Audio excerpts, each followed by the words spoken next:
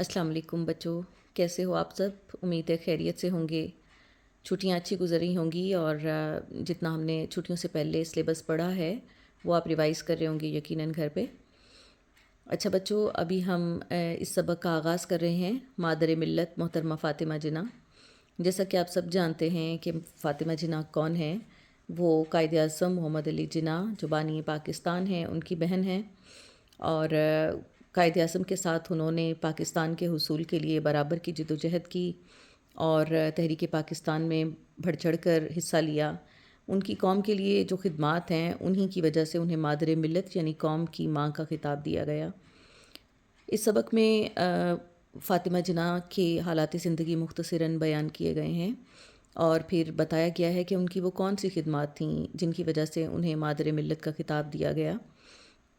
पाकिस्तान बनने में उन्होंने क्या खिदमात अंजाम दी, उनकी क्या कोशिशें थीं जो उन्होंने अंजाम दी पाकिस्तान और तहरीक पाकिस्तान के हवाले से, और फिर पाकिस्तान बनने के बाद उन्होंने क्या खिदमात अंजाम दी, वहाँ से आने वाले मुहाजिरीन की आबादकारी के लिए कायद आज़म के साथ मिलकर किस तरह से काम किया। ये सब मालूमात आपको इस सबक में मिलेंगी।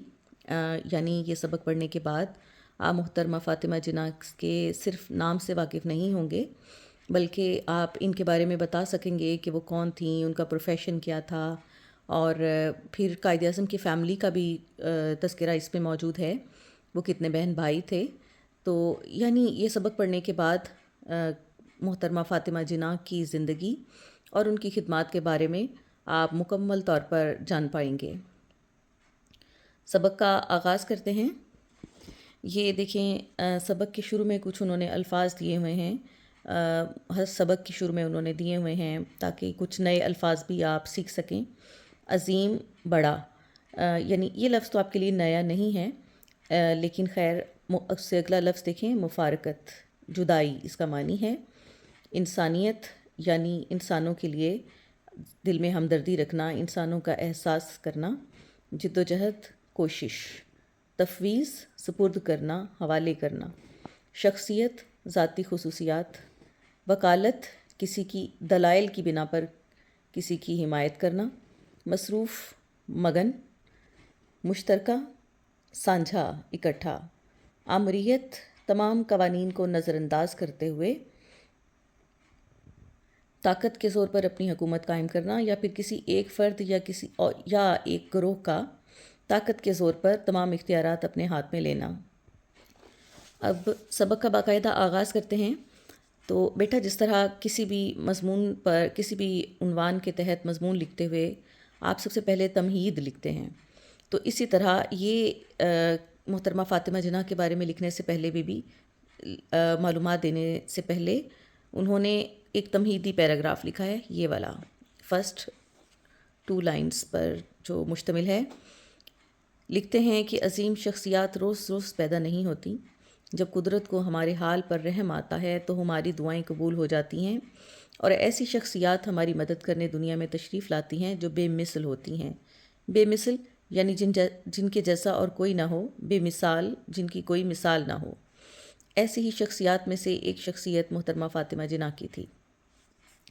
इस तमहीदी पैराग्राफ में बताया गया है कि आम लोग तो बेशुमार हैं दुनिया में, लेकिन ऐसे लोग बहुत कम दुनिया में आते हैं। सदियों के बाद ऐसे लोग पैदा होते हैं जो पूरी एक कौम के लिए खिदमत अंजाम देते हैं, जो किसी कौम की, किसी बड़े कबीले की काया पलट कर रख देते हैं, उनकी किस्मत बदल कर रख देते हैं, उनके हालात बदल देते हैं। यानी जो किसी सिर्फ़ अपनी ज़िंदगी नहीं गुजारते, वो अपनी ज़िंदगी किसी न किसी बड़े मकसद के लिए वक्फ़ कर देते हैं और मुसलसल कोशिश से, इस्तक़लाल से, अज़्म हिम्मत से बड़ा मकसद हासिल करके रहते हैं। तो इसी तरह की शख्सियात में से एक शख्सियत मोहतरमा फ़ातिमा जिन्ना की है।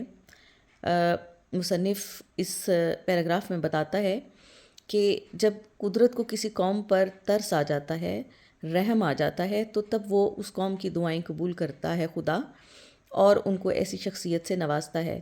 बच्चों, जब भी किसी कौम पर बुरे हालात आते हैं तो अमूमन उसके पीछे उनके अपने आमाल होते हैं।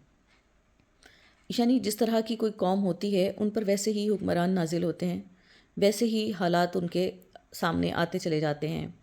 तो बरसग़ीर की जो तारीख़ है, مشترکہ ہندوستان یعنی پاکستان بننے سے پہلے وہاں جو مسلمانوں کے حالات تھے اس میں بھی کچھ اپنی ان کی غلطیاں تھیں جن کی سزا یا جن کا نتیجہ انہیں بھگتنا پڑا، مشکل سیاسی، معاشرتی، معاشی حالات کا سامنا کرتے ہوئے۔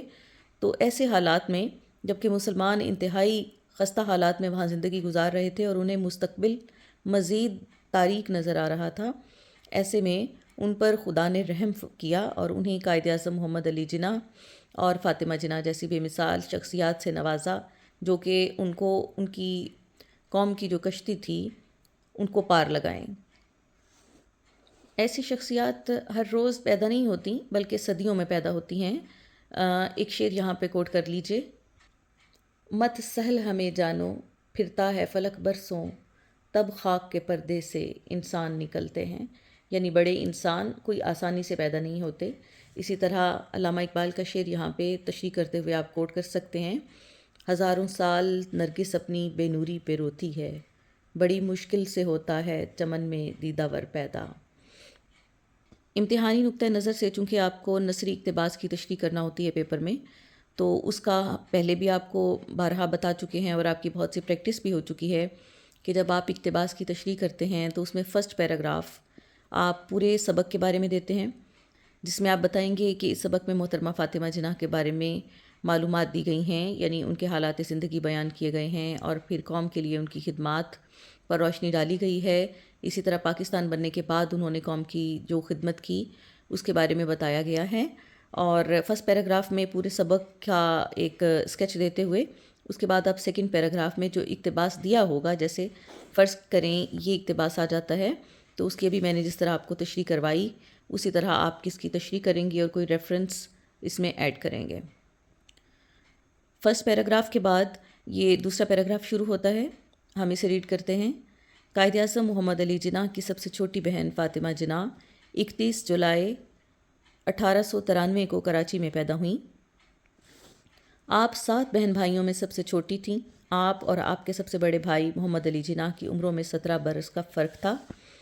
قائد اعظم رحمۃ اللہ علیہ کے علاوہ آپ کے مزید 3 بھائی اور 2 بہنیں تھیں۔ یہ غلطی ہے، الہ نہیں ہے، یہ علاوہ ہے، اسے ٹھیک کر لیں، واو اور ہے ڈال لیں۔ اور دوسری ایک اور غلطی ہے یہاں پہ متن میں، آپ کے مزید 3 بھائی اور 2 بہنیں تھیں۔ یہاں لکھا ہوا ہے کہ آپ کے 5 بہن بھائی تھے، لیکن اوپر انہوں نے لکھا ہوا ہے 7 بہن بھائیوں میں آپ سب سے چھوٹی تھیں، یعنی اوپر لکھے گئے متن کے مطابق آپ کے 6 بہن بھائی اور تھے آپ کے علاوہ، نیچے صرف 5 کا ذکر ہے۔ تو یہ جو نیچے لکھا گیا ہے اس کی تصحیح آپ کو کرنا ہوگی، آپ کی 3 بھائی اور 3 بہنیں تھیں۔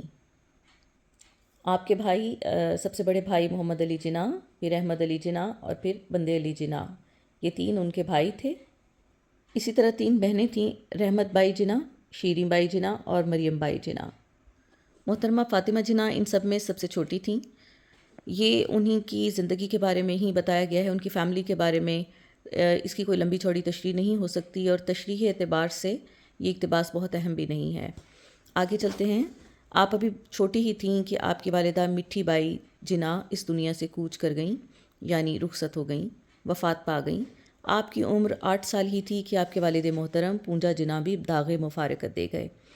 داغ مفارقت دے جانا، جدا ہو جانا، یعنی دنیا سے چلے گئے، وفات پا گئے۔ اس موقع پر بھائی اور بہنوں کی ذمہ داری بڑے بھائی محمد علی جناح کے کاندھوں پر آ گئی۔ اس وقت تک محمد علی جناح وکیل بن چکے تھے اور بمبئی میں وکالت کر رہے تھے۔ انہوں نے اپنی بہن کو بھی وہیں بلا لیا۔ یہاں کوئی تشریح طلب بات نہیں ہے، بتایا گیا کہ بہت چھوٹی سی عمر کی تھیں جب آپ کے سر سے والدہ کا اور پھر والد کا سایہ اٹھ گیا۔ دونوں کے یعنی یتیم ہونے کے بعد ظاہر ہے چھوٹی سی عمر میں آپ صرف 8 سال کی تھیں جب انہیں یہ صدمہ سہنا پڑا، یہ بڑی مصیبت جو ان کے سر پر آن پڑی۔ اس مشکل وقت میں ان کے بڑے بھائی جو ان سے 17 برس بڑے تھے، انہوں نے اپنی ذمہ داری کا احساس کیا، اپنی بہن کو وہ اپنے پاس لے گئے جہاں پہ وہ بمبئی میں وکالت کر رہے تھے، ان کو بھی وہیں بلا لیا۔ یعنی ان کے سر پہ ان کے بھائی کا سایہ تھا، ان کے بھائی نے باپ بن کر ان کو سہارا دیا اور باپ بن کر ان کی پرورش کی۔ انہوں نے بھی آگے چل کر آپ پڑھیں گے کہ جس طرح بڑے بھائی نے اپنی ذمہ داریوں کا احساس کیا اور ان کے اوپر باپ جیسی شفقت کا سایہ رکھا، اسی طرح محترمہ فاطمہ جناح نے بھی اپنے بھائی کا ساتھ ہر موڑ پر دیا۔ محترمہ فاطمہ جناح پہلے کراچی میں تعلیم حاصل کر رہی تھیں، اب بمبئی جا کر کانوینٹ اسکول میں داخل ہو گئیں۔ یہ کانوینٹ اسکول کیا ہے؟ کانوینٹ اسکول کیتھولک چرچ کے بورڈ آف ایجوکیشن کے انڈر ہوتا ہے، اور اس دور میں یہ بہترین اسکول ہوتا تھا جس میں رسمی تعلیم کے ساتھ ساتھ جدید انگریزی تعلیم، جدید انگریزی سلیبس کے مطابق تعلیم دی جاتی تھی اور جدید ترین مہارتیں بچوں کو سکھائی جاتی تھیں۔ آپ بچپن سے ہی ذہین تھیں۔ 1910 میں آپ نے میٹرک کا امتحان اچھے نمبروں سے پاس کیا۔ آپ کے تعلیمی سفر کا اختتام یعنی خاتمہ ہوا جب انہوں نے تعلیم ختم کی۔ کب کی؟ 1923 میں ہوا، جب آپ کلکتہ یونیورسٹی کے doctor R Ahmad dental college and hospital سے ڈینٹل سرجن بن کر لوٹیں واپس آئیں۔ ڈینٹل سرجن دانتوں کی جراحی کرنے والا ڈاکٹر، یعنی دانتوں کا جو آپریشن کرنے والا ڈاکٹر ہوتا ہے، آپ اسے کہہ سکتے ہیں دانتوں کی ڈاکٹر سمپلی۔ ڈاکٹر بننے کے بعد آپ نے اپنا کلینک کھولیا اور دکھی انسانیت کی خدمت کرنے لگیں۔ یوں اس پیراگراف میں آپ پڑھتے ہیں کہ محترمہ فاطمہ جناح پہلے کراچی میں تعلیم حاصل کر رہی تھیں، عام رسمی اسکول میں، لیکن جب بمبئی گئیں تو وہاں کانوینٹ اسکول سے آپ نے تعلیم حاصل کرنا شروع کی، اور بچپن سے ہی آپ تعلیم میں دلچسپی رکھنے والی اور ذہین طالبہ تھیں۔ ان کے دل میں شروع سے ہی عوام کی خدمت کا جذبہ تھا، اسی وجہ سے انہوں نے ڈاکٹری کا پیشہ اختیار کیا، جس سے وابستہ رہ کر وہ عوام کی خدمت بہتر طریقے سے کر سکتی تھیں۔ 1929 میں قائد اعظم محمد علی جناح کی اہلیہ کا انتقال ہوا۔ اہلیہ ان کی بیوی، انتقال ہوا یعنی وہ وفات پا گئیں تو آپ اکیلے رہ گئے۔ گھر کی ذمہ داریاں سنبھالنے کے لیے گھر میں کسی خاتون کا ہونا ضروری تھا۔ اس موقع پر محترمہ فاطمہ جناح نے بہن ہونے کا ثبوت دیا اور بھائی کے ساتھ ہی رہائش پذیر ہو گئیں یعنی ساتھ رہنے لگیں۔ اب آپ اپنے بھائی کی ہر طرح سے مددگار بن گئیں۔ مدد کرنے والی۔ ان دنوں قائد اعظم محمد علی جناح سیاست اور وکالت دونوں میں حد درجہ مصروف تھے، حد درجہ بہت زیادہ۔ آپ سیاست کے میدان میں اپنے بھائی کی مشیر بن گئیں، مشورہ دینے والی، اور اہم موقعوں پر بہترین مشوروں سے نوازتی رہیں۔ اس اقتباس میں بتایا گیا ہے کہ جس طرح والدین کی وفات کے بعد قائد اعظم محمد علی جناح نے ایک ذمہ دار بھائی ہونے کا ثبوت دیا، اسی طرح جب قائد اعظم پر ایسا وقت آیا کہ وہ تنہا ہو گئے، ان کی اہلیہ، ان کی بیوی کا انتقال ہو گیا اور ان کے پاس گھر میں کوئی ایسی خاتون موجود نہیں تھیں جو ان کا گھر سنبھال سکیں، تو اس موقع پہ محترمہ فاطمہ جناح نے بھی بہن ہونے کا ثبوت دیا۔ وہ اپنے بھائی کے پاس چلی گئیں اور ہر طرح سے ان کی مددگار بن گئیں، یعنی ان کی گھریلو ذمہ داریاں، ان کی کیئر کرنا، ان کا خیال رکھنا، تمام طرح کی ذمہ داریاں انہوں نے سنبھالیں۔ اس کے علاوہ وہ وکالت اور سیاست سے وابستہ تھے، تو دونوں جگہ پر، دونوں میدانوں میں فاطمہ جناح نے ان کا بھرپور ساتھ دیا۔ سیاسی مشورے ان کو دیتی تھیں، حتیٰ کہ ایک جگہ پر قائد اعظم محمد علی جناح نے بیان دیا کہ جب میں کوئی سیاسی بیان لکھتا تھا تو لکھ کر پہلے فاطمہ جناح کو ایک بار دکھا لیا کرتا تھا، یعنی اعتماد کا یہ عالم تھا، اور آپ کی سیاسی بصیرت پر قائد اعظم محمد علی جناح کو اس قدر بھروسہ تھا کہ وہ جب بھی کوئی سیاسی بیان لکھتے تھے تو محترمہ فاطمہ جناح کو ایک بار دکھا لیا کرتے تھے، ان کی رائے لیا کرتے تھے۔ یعنی محترمہ فاطمہ جناح قائد اعظم کی معتمد ساتھی تھیں، وہ ان پر بھرپور اعتماد کرتے تھے۔ اب اس سے اگلا پیراگراف شروع ہوتا ہے۔ آپ مضمون کی ترتیب دیکھیے، پہلے تمہیدی پیراگراف تھا یہاں سے یہاں تک، پھر اس کے بعد ان کے حالات زندگی۔ اب یہ والا جو پیراگراف ہم نے پڑھا، اس میں ہم نے دیکھا کہ وہ قائد اعظم کی کیسے مددگار بنی رہیں۔ اس سے نیکسٹ اب ہم جو پیراگراف شروع کریں گے، یہاں سے قوم کے لیے ان کی خدمات کا ذکر شروع ہوتا ہے۔ پڑھتے ہیں۔ جب قائد اعظم نے مسلمانوں کے لیے علیحدہ وطن حاصل کرنے کے لیے جدوجہد شروع کی تو آپ مسلمان خواتین کو سیاسی میدان میں متحرک کرنے کے لیے آگے آئیں۔ یہ لفظ ہے متحرک، اور اس کا معنی ہے سرگرم، حرکت میں رہنے والا۔ یعنی جب قائد اعظم نے یہ فیصلہ کر لیا کہ مشترکہ ہندوستان میں، بر صغیر میں، مسلمانوں کے مفادات کا تحفظ صرف اسی صورت میں ممکن ہے کہ جب انہیں ایک الگ وطن حاصل کر دیا جائے۔ ہندوؤں کے ساتھ رہ کر وہ کبھی بھی اپنے مفادات حاصل نہیں کر سکتے، بلکہ ہمیشہ ان کے مفادات کو زک پہنچے گی، نقصان پہنچے گا۔ تو پھر انہوں نے مسلمانوں کے لیے الگ وطن حاصل کرنے کا فیصلہ کیا۔ جب قائد اعظم محمد علی جناح نے الگ وطن حاصل کرنے کے لیے کوشش شروع کی تو پھر انہیں خواتین کے ساتھ کی بھی ضرورت پڑی۔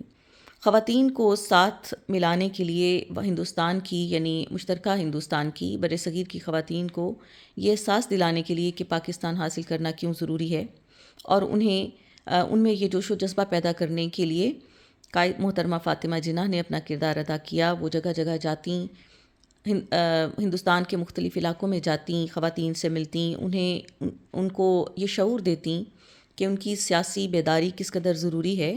پڑھتے ہیں، اس زمانے میں ہندو خواتین تو سیاست کے میدان میں آگے تھیں، لیکن مسلم خواتین اس معاملے میں بہت پیچھے تھیں۔ فاطمہ جناح جانتی تھیں کہ خواتین کی جد و جہد کے بغیر الگ وطن حاصل کرنا بہت مشکل ہے۔ آپ نے گھر گھر جا کر مسلمان خواتین کو سیاست میں حصہ لینے پر آمادہ کیا یعنی راضی کیا۔ انہوں نے مسلم خواتین کو مسلم لیگ کے جھنڈے تلے اکٹھا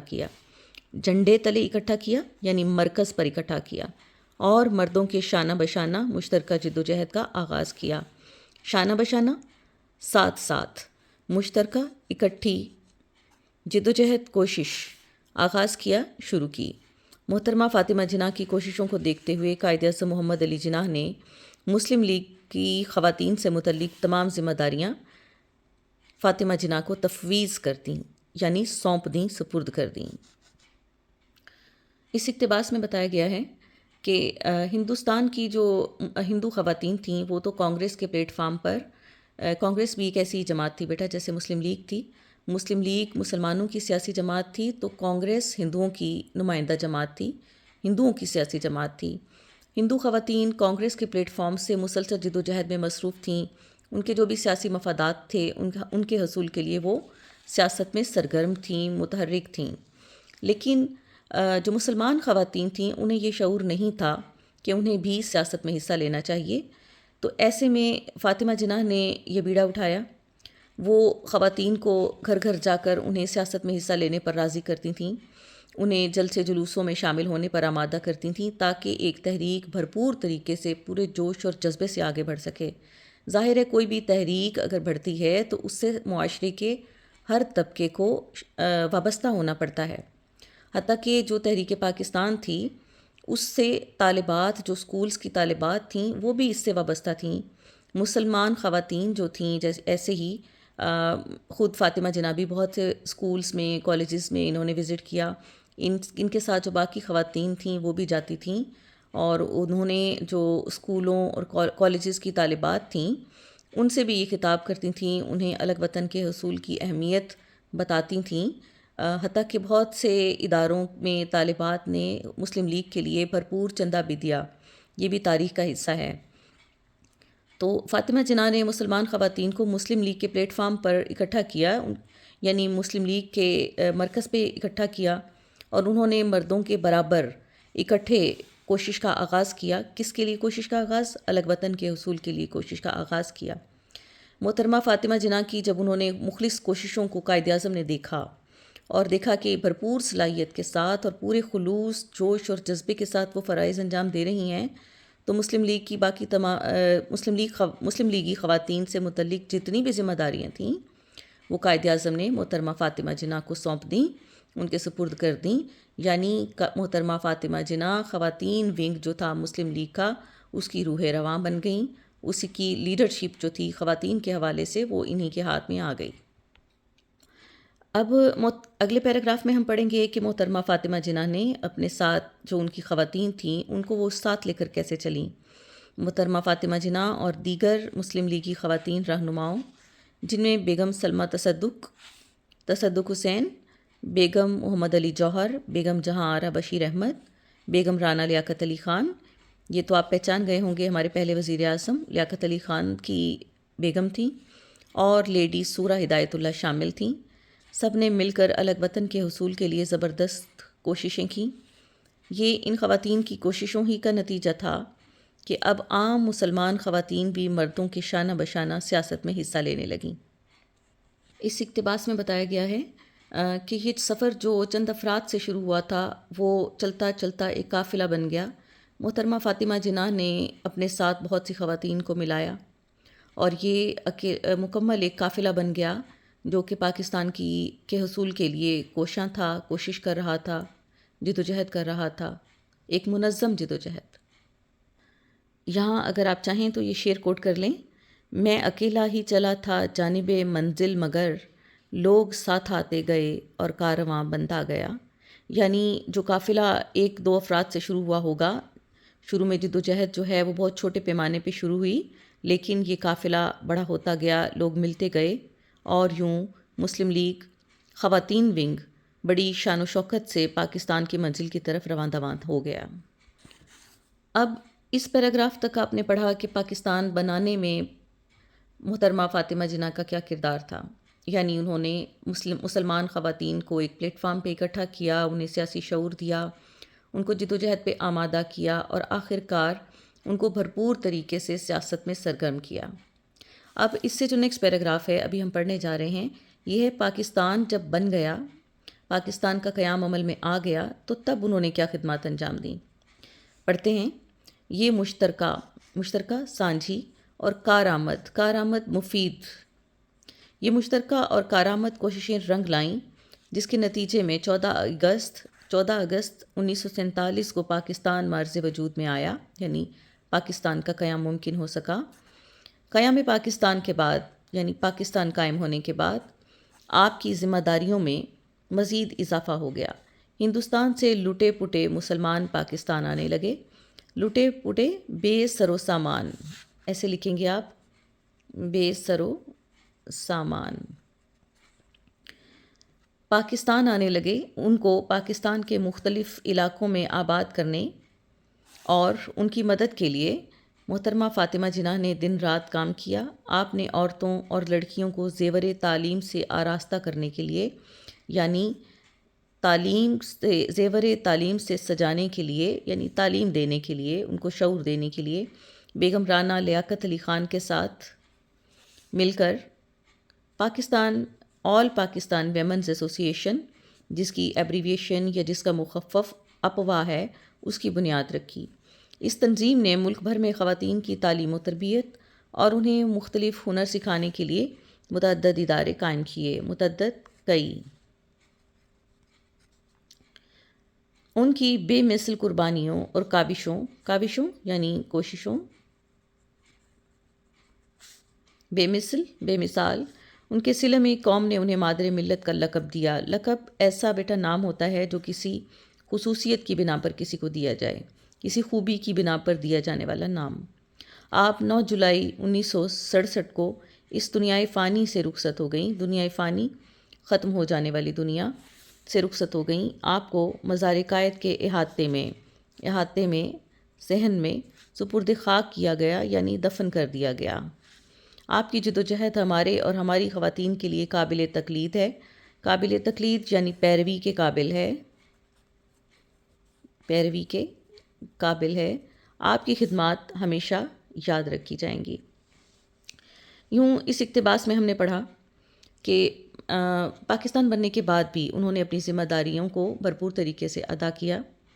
جو ہندوستان سے مسلمان ہجرت کر کے آئے تھے، بھارت سے کچھ لوگ جو ہجرت کر کے پاکستان آئے، وہ بالکل بے سر و سامانی کی حالت میں تھے، کیونکہ آپ نے سنا بھی ہوگا، ہر 14 اگست کو آپ ان حالات کو سنتے ہیں، ان واقعات کو سنتے ہیں کہ کس طرح سے وہاں پہ اچانک مسلمانوں پر حملے ہونے لگے، اور انہیں جلدی سے کسی منظم طریقے سے پاکستان آنے کی بجائے انہیں سب کچھ چھوڑ چھاڑ کر، راتوں رات گھر بار چھوڑ کر، اپنے مال مویشی، پورا ساز و سامان سب کچھ چھوڑ چھاڑ کر یہاں پہ آنا پڑا۔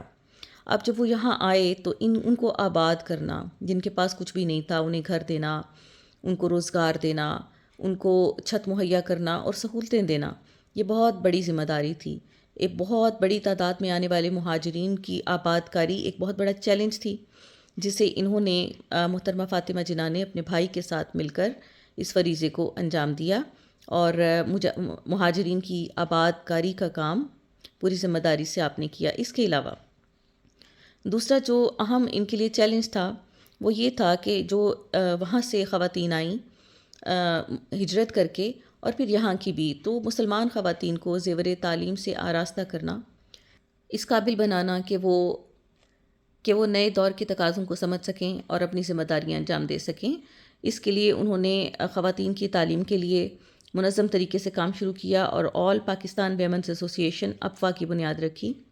اپوا نے بہت سے چھوٹے چھوٹے ادارے قائم کیے جس میں خواتین کو مہارتیں دی جاتی تھیں۔ ان مہارتوں میں طرح طرح کی جیسے سینہ پرونا بھی ہے اور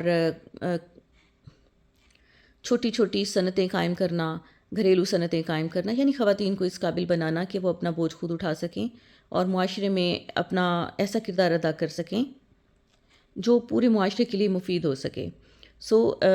محترمہ فاطمہ جناح نے اس کے بعد بھی بھرپور طریقے سے ہر طریقے سے پاکستان کے لیے کردار ادا کیا۔ آخر میں بتایا گیا ہے کہ انہی بے مثال قربانیوں کی وجہ سے کہ انہوں نے اپنی ذات کا خیال رکھے بغیر، اپنی ذاتی زندگی کا خیال رکھے بغیر، آپ نے پورے لیسن میں نوٹ کیا ہوگا کہ کسی بھی جگہ ان کا یہ ذکر نہیں آیا کہ ان کی شادی ہو گئی، ان کے بچے تھے۔ یہ دونوں بہن بھائی ایسی شخصیات تھیں جنہوں نے اپنی ذاتی زندگی کو اہمیت نہ دیتے ہوئے اپنی ساری کی ساری زندگی پاکستان کے قیام کے لیے اور پاکستان کی حفاظت کے لیے، ترقی کے لیے وقف کر دی۔ یہی وجہ ہے کہ انہیں قوم کی ماں کا خطاب دیا گیا، کا لقب دیا گیا۔ لقب یعنی توصیفی نام، ایسا نام جو کسی وصف کی بنا پہ دیا جائے۔ تو اس کے بعد بتایا گیا ہے کہ ان کی وفات کے بعد انہیں بھی مزار قائد کے احاطے میں سپرد خاک کیا گیا۔ آسمان تیری لحد پہ شبنم افشانی کرے، سبزۂ نورستہ اس گھر کی نگہبانی کرے۔ یہ تھا بیٹا آج کا لیکچر، ابھی ہم اس پہ ختم کرتے ہیں۔ آپ کو کسی بھی جگہ پہ اگر کسی چیز کی سمجھ نہیں آتی تو میرے نمبر پہ آپ مجھ سے کانٹیکٹ کر کے پوچھ سکتے ہیں۔ فی امان اللہ۔